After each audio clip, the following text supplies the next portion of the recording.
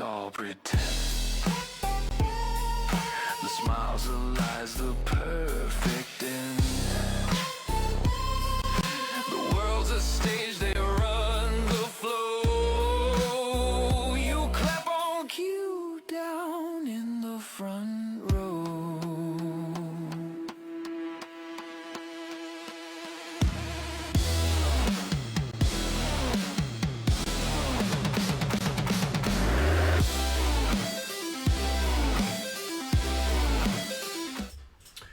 Hello and welcome. All right. Start off with a little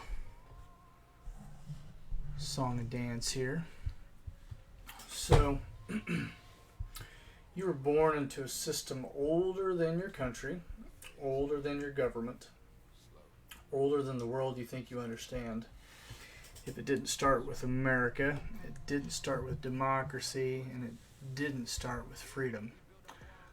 So this really began about 5,000 years ago in about 3200 BC when the ancient Sumerians created the first clay tablets. Not to necessarily write stories, although that's what they did with it. But it was to record debt. It was to keep track of who owned who what. So every time you would buy grain or rice or corn or whatever, right? So that was the moment humanity stepped into a system built on control. A system designed to shape your beliefs, to direct your labor, to guard the truth. And the most powerful part is we were not supposed to notice it. So, welcome to Breaking the System, Episode 3. This is the invisible system that we live in. So when we hear the word system, people imagine something possibly being abstract, like a shadow in the corner. But in reality, it's not a shadow. It's a machine. It's a living machine built on three ancient pillars. And those three pillars are information, right? Controls what you believe. Money controls what you can do. And history controls what you can possibly think. Okay? And every empire, every government, every world power has used all three of these levers. And to understand how we got here in this day and age, we need to see how the system was built layer by layer over those thousands of years. So let's go back to 3200 BC, back to the Sumerians, when they created the first written language. And remember, we said that it wasn't for poetry, but it was for counting grain, it was for counting taxes and debt. Okay? Well, by 1754 BC, the Babylonian king Habamari carved the first public laws into stone, not to protect people, but to protect the order of the people. Okay? Remember that fine line and we talked about this the other day. Chaos lives within order, and order lives within chaos. Okay, so he's trying to protect the order. So we're going to fast forward to 27 BC, when Rome rose as the world's first global superpower. And think about all of the accomplishments that Rome done. They built roads, they had armies, they had massive trade routes. But their real weapon was standardized currency. So every silver denarius stamped with the emperor's face, right? And think about that. Every silver was stamped with the emperor's face. Do we have that today? We do, but it's not the emperor, it's the president that we see on our face, right? Or we should say like past presidents, because every bill is a little bit different. And so the money in your hand does not belong to you. If you've ever read it, it doesn't belong to you. It actually belongs to the system. And so when Rome fell in 476 AD, it wasn't because of barbarians at the gates. Like, it wasn't because of an outside existential threat, which that did add to it. But it was led by things like, and keep these in mind as we talk about these, it was led by inflation, by corruption, by debt. And so the Roman system had been stretched past its limits. Think of a rubber band. You can only stretch a rubber band so far before the rubber band breaks. And so the Roman system was at this tipping point where they'd stretched the proverbial rubber band of their economy past its limits. And so the same story we're living in today, it kind of seems like we're living in slow motion. You know, every day seems a little bit different. You know, it seems wild and it seems strange. And because, you know, history always repeats itself, are we destined to follow in the same footsteps as Rome and some of these other ancient civilizations? So how does this system stay invisible? Well, here's the dark truth. The system doesn't need walls or chains anymore. It only needs two things from us. And this is helped by technology. Your attention and your obedience. So in ancient China, the Han Dynasty used Confucian teachings to shape obedient citizens. In medieval Europe, the church controlled knowledge. Most people couldn't read, but priests could read for them. Pretty convenient, right? Not only were they the ones reading for them, but they were the ones that would pick the stories that would be passed down from generation to generation as well. So there was a lot of control within, within the medieval church going on over in Europe. And during the Industrial Revolution, schools were redesigned, and not necessarily to teach us freedom, but to train us how to work in factories. Okay? And we will touch base on the school system in another segment, but that in itself is a whole deep rabbit hole that look at who's writing the books and who's getting paid on the back end, because that's a big profit motive there as well. You know, what is being taught in the schools today. So the initial design of the school system from the Industrial Revolution, from the minds like Andrew Carnegie and a few others, Rockefeller, was that they wanted to train people to work in factories, because factories was how the Industrial Revolution was going to move forward. Okay, so that system, the system that we currently live in today, they don't want to educate you. They want you to become predictable, right? And so that's how we got to the 21st century. And so this proverbial system has evolved into something more sophisticated along the lines because of technology and where we are, sophisticated-wise within our society. Think of things like algorithms, the way that we're entertained, the endless scrollings on our phones and our tablets and our computers. So we're not necessarily chained anymore. It's not like the old times when we were slaved, and that in itself is a misconception, because every society, every culture, every skin tone in the existence of humanity has been a slave at some point or at some time. So it's not just one type of person, right? Everybody has been a slave at some point. So we're not chained by this proverbial ball and chain anymore. And so our chain today is in the form of distraction. Okay. And so what leads this distraction? And so that is the money trap. So if history has taught us one thing, it's this. Money is the operating system of power, of all power. Okay? So long as we give it that. Remember, especially in the United States, what or who has the power? It's we the people, right? So we give up that power to the monetary system that we buy into.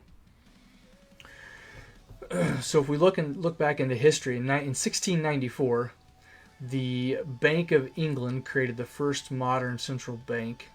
This was a private institution lending money to the government with interest. Okay, and then we step forward to a very pivotal year within the United States, and I would probably say it's one of the most pivotal years within the United States. And we will talk more about this in another segment, but that's going to be the year of 1913. And the United States kind of followed suit with England with the designing of the Federal Reserve, giving a small group of people basically the power to print money on demand. So whenever they wanted more money, they would just print more currency, so to speak. And realistically, every empire has collapsed the same way. If we look at Rome in 476 AD, if we look at France in 1789, Britain after World War II, and they kind of passed us the reins. And then, of course, the Soviet Union in 1991 with its fall and demise. And so the majority of these did not get destroyed from outside. It wasn't from attacks from outside, although that did help, or that did lend to their demise. But the majority of these came from financial implosions and imploding from within because of the system that they had designed. And today we're living in one of the largest debt bubbles in human history. Remember, we talked about this last time, in that the world itself, every country is in debt to another country, right? And to the tune of somewhere around $305 to $320 trillion.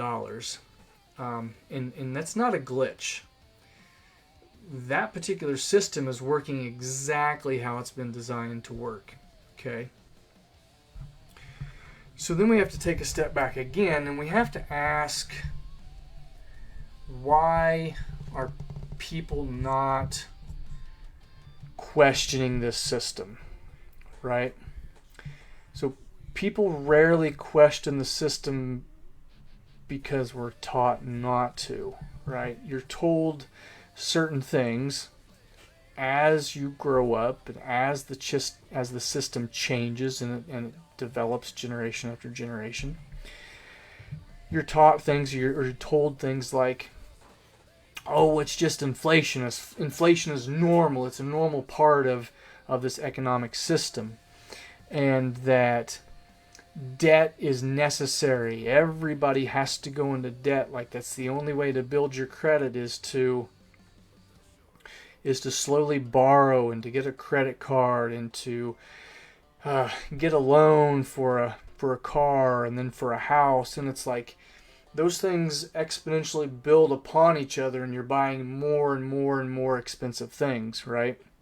I mean, even if you look at the car industry, right? What was the price of a car back in the 1940s and the 1950s compared to what the price of a car is today? Like, the median price of a car is like $55,000, right? There are some small towns, rural towns spread across the United States where you could you could buy a house, or you could buy 2 houses for the price of that 1 car. Okay. We're also told things like to work hard and retire at 65, but that's getting ready to change and it's going to jump up to 72, right? So they want you to work basically your whole life, because the average life expectancy for people within the United States is, or within like a modern economy in a developed system, is like between the ages of like 76 and like 85. So if they're wanting you to work till you're 72, like, when are you not working? Because like for the first 14, 15, maybe 16 years, depending on if you get a part-time job or not, like you're basically working your entire adult life, right? So that's another thing to look at. Just recently we've been told to trust the experts. Trust them. Trust the experts. Like, the experts are going to tell you, like, that's why they're experts. And in reality is that it's supposed to be the complete opposite. They're experts because they're supposed to show you that they're experts. They're supposed to show you the data. They're the ones that's supposed to rule out all the other possibilities of these things not being real, because they are the experts, right? And then the last one, which is just as big as any of the other ones, is that we're supposed to believe the news. Doesn't matter who it is. I don't care if you're left or right or down the middle or what you are. Like, all news is basically the same anymore. It's all lies. It's all propaganda. It's one side feeding fuel for the other side and vice versa. So, but we're told to believe in this this monstrosity of a news network. Okay. So, but let's look at history. And every time the system begins to crack, there's something that happens, in that people start asking questions. Well, in 1776, Americans questioned the British system, right? Taxation without representation. Why are we being taxed for certain things? Why don't we have a say in this, that, or the other, right? And then in 1789, when the French questioned their monarchy, why are certain things happening? Why aren't we getting a say in these things that's affecting us day in and day out? And then in 1989, when East Berlin questioned the Iron Curtain, right? Back when Berlin was divided into East and West, and they had a proverbial wall that went down the middle of this particular town. And you really got to see the difference between one side and the other. One side was very prosperous and the other side was not. And today, people all around the world are starting to question basically everything. And it's not because they're confused. It's because the system is starting to slip. Okay? And the system is starting to slip because we can start to see the cracks. We can start to feel the cracks within the system. And how is that? Well, let's take a look around us. We have wages falling way behind inflation, way behind. There are statistics that go along with that. There's graphs and data that show since 1972, since we pulled away from the gold standard and the value of the dollar being backed by this monetary system of gold, that wages just have not kept up with inflation at all. And because of that, prices are rising faster than logic, Governments all around the world are drowning in debt. Media, of course, is losing trust, and we've talked about why. And then we go into the 21st century in that tech companies are owning your data. Like, anything that you put online, they basically own the rights to that. and that's kind of a double-edged sword, because if you don't buy into that, then you kind of get left behind in that system. Currencies around the world are weakening. I read an interesting statistic the other day that since 1913, the American dollar has lost 99% of its value today. Okay, so and we can look at currencies all over the globe. I mean, look at China. China's going through economic instability. Japan has been struggling for quite a while within their currency. And because of this, people are feeling more lost than ever. And so these aren't just random events, these are signals, and the same signals that appear before every empire has collapsed. So history isn't repeating itself. We would say that the system is repeating itself, right? That proverbial loop. Okay? And then is history and the system one and the same? That's a very interesting question too. And that's a rabbit hole or a road that you would have to travel down. So how do we break this system?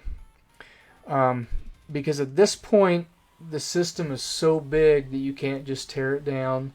We're so interconnected that you can't just walk out of it, no matter how much you would like to try.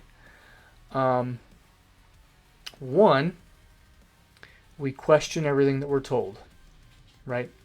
We question it, whether or not they are a professional or not. We should question everything. Don't just look at the story. Look at the motives behind the story. Look at who is fueling the story. What money is changing hands and when? Who's being paid off? Who's being bought? Who's being bribed? Okay? When there's money involved, everything becomes corrupt at its core. Okay? Master money instead of obeying it. And this one is a hard one, especially for Americans. Because we look at it like the system can't control you if you understand the rules. And meaning that don't just go out and work for money. Have your money work for you, right? Pick solid investments.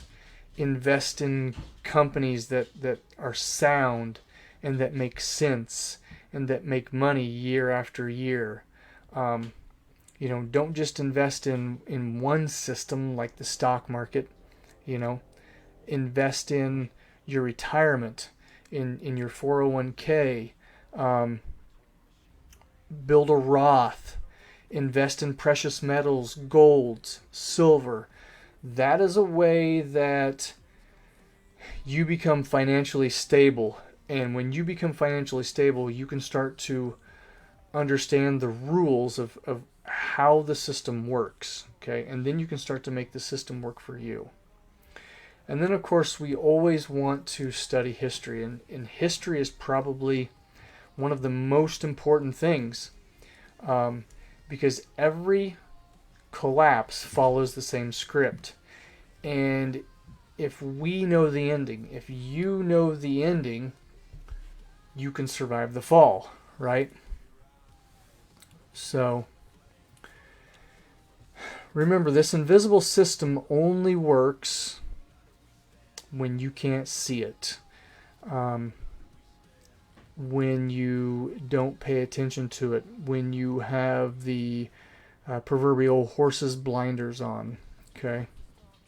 But the scary part is, once you do see the system, once you understand how things work and why things work the way that they do, and the reasons that are behind it, you can't unsee it. There's no going back. your mind opens up to new possibilities, right? You're taken almost to this higher plane of thinking, and trying to get out of this rut that not only a lot of Americans are stuck in, but a lot of people around the world are stuck in. So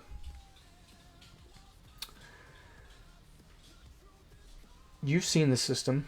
We've talked about it. It's time to start understanding it. Every empire from Egypt to America follows the same life cycle. Okay? And so start waking up. Start realizing that you are a part of the system, no matter if you want to be or not. And start building generational wealth that your kids and your kids' kids can live off of, so that we can start breaking them out of the system. Okay? So, thank you for watching episode 3 of Breaking the System, and we're only getting started. See you next time. Peace.